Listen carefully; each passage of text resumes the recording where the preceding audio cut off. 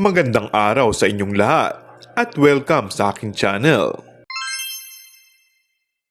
Nauna nang naibalita, nasa October na ang showing ng launching movie ni na Paolo Avellino at Kim Chiu mula sa Star Cinema na My Love Will Make You Disappear, pero hindi na pala ito matutuloy.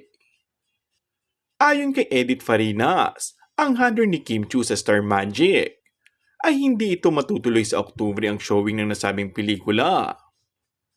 Ayon sa kanya, hindi tuloy. Hindi pa raw binabanggit sa kanya ng Star Cinema kung kailan ipapalabas ang nasabing movie. Excited pa naman ang Kinpo fans sa ipapalabas na pelikula sa Oktubre.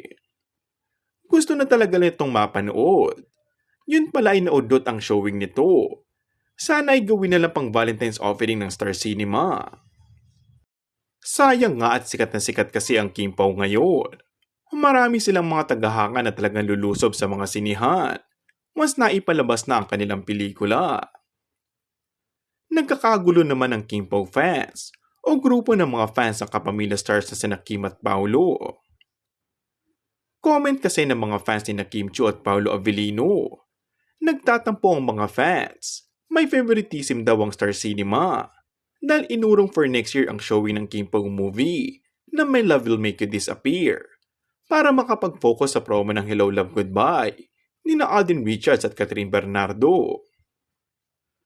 Malaking promo raw ang kailangan ng movie ni na Catherine at Alden at kung ilalabas ang movie ni na Kim at Paolo na dapat October ang playdate kaya't baka magkasapawan sa promo. Kung bago ka lang sa akin channel ay mag-subscribe at pindutin na rin ang notification bell. Maraming salamat!